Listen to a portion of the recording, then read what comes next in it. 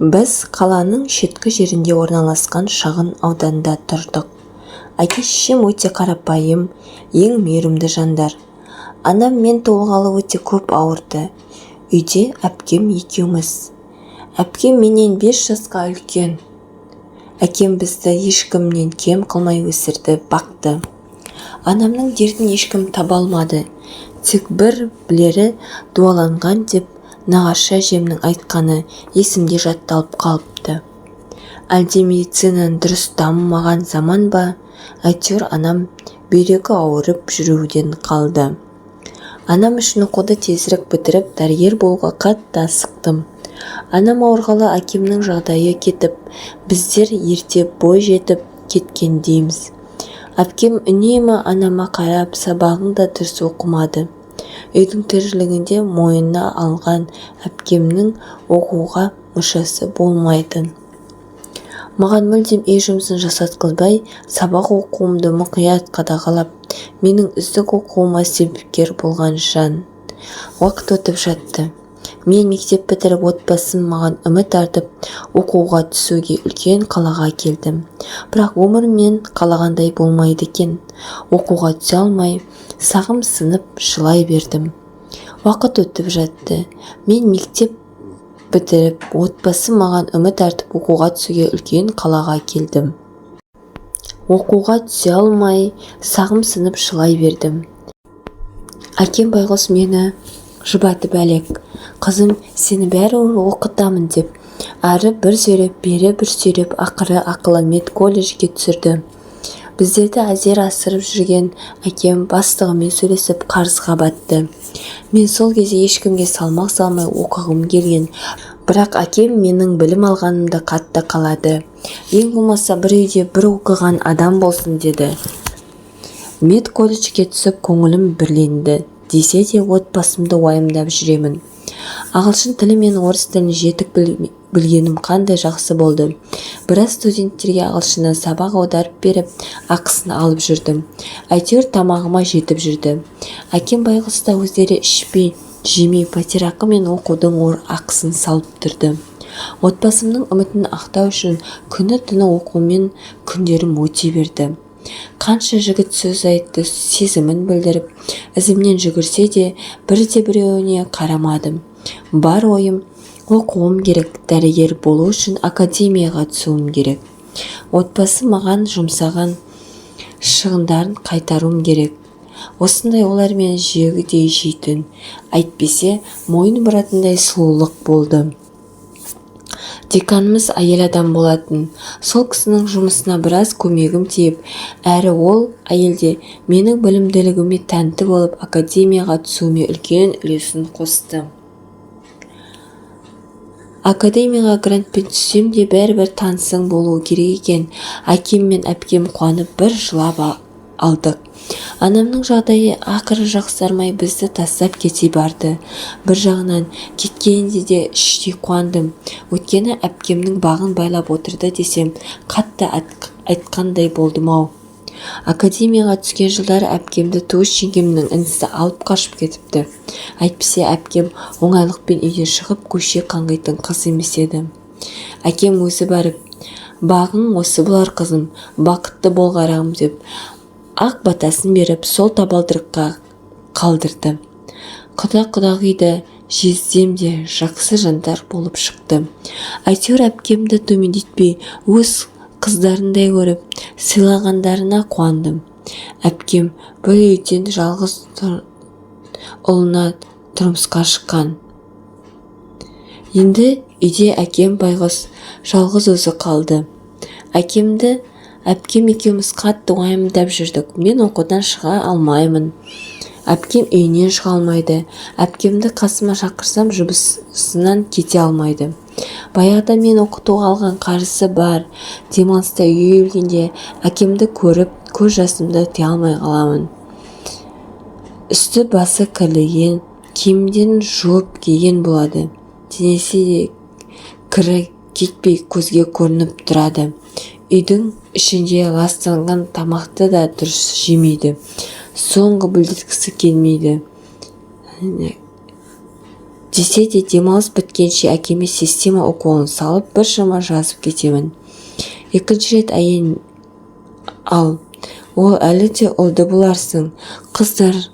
Қыздардан пайда жоқ, көріп отырсың, екі қызың екі жақта, ертең өлесіп бетіңде қазатын бір ұлың болса деп біраз әңгіме айтыпты.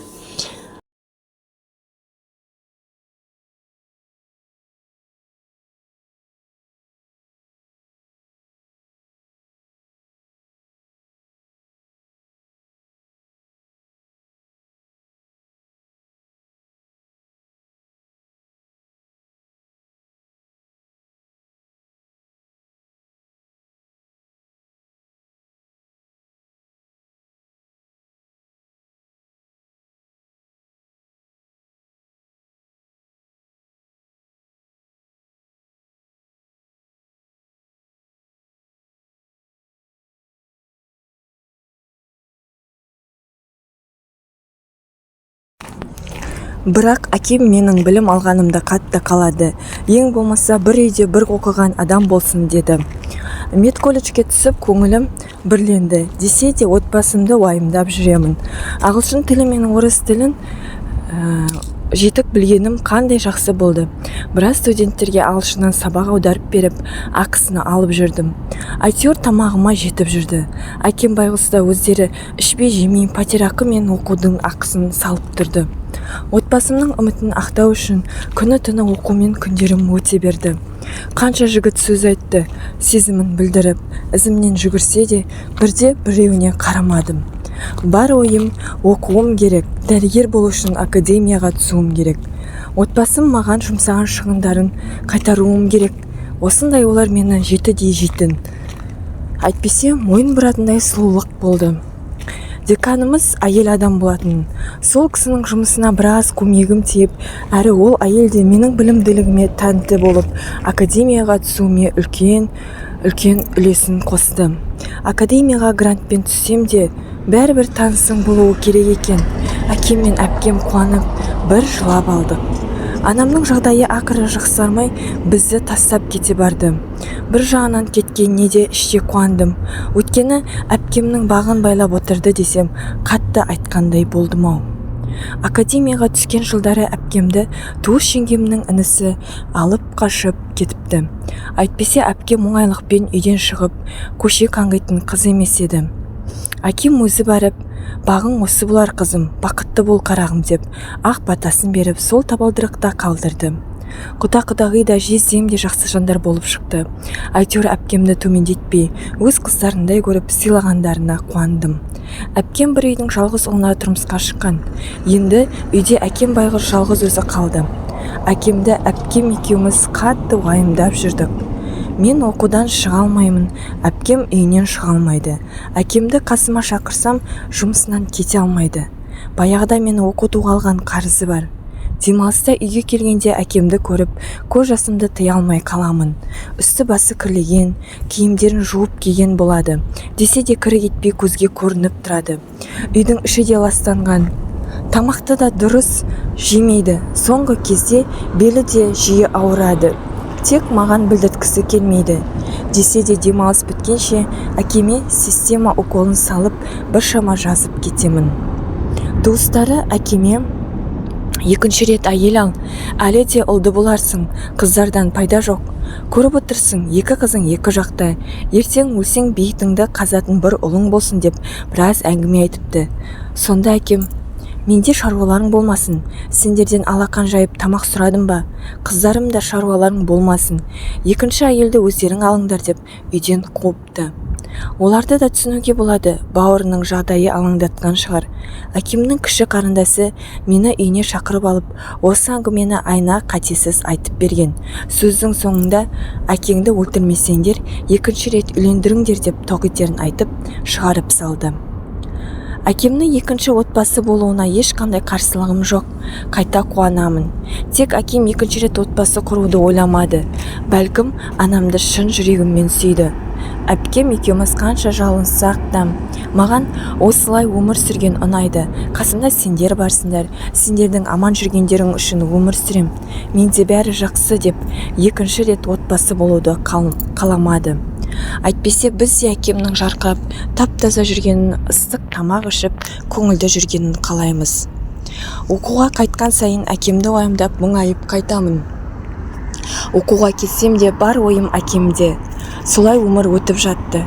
Менің маңымнан жігіттер де азайып, мен тәкаппар болып кеткен секілдімін. Өмір мені солай тәрбиеледі. Жұмсақ болсам бәрі басынуға дайыр. Көкбет болсам жаныма ешкім жоламайды.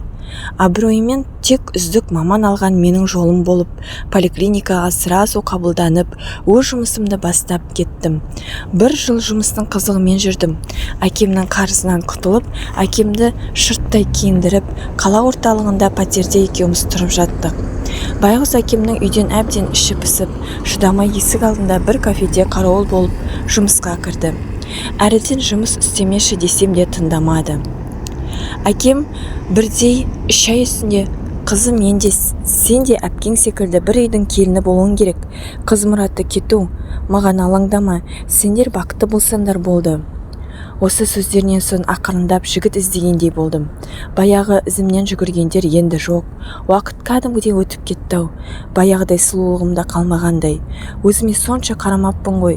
Бос уақыт болғанда салонға барып, 18 жасымды қайтарғым келді. Сол күннен соң сәл болса да мен бетімнен қан жүгіргендей, кішкене өзіме қарап, қаталдау мінезімді жібітіп, айналама қарай бастадым. Өзім қатарлы жігіттердің көбі үйлі болған екен.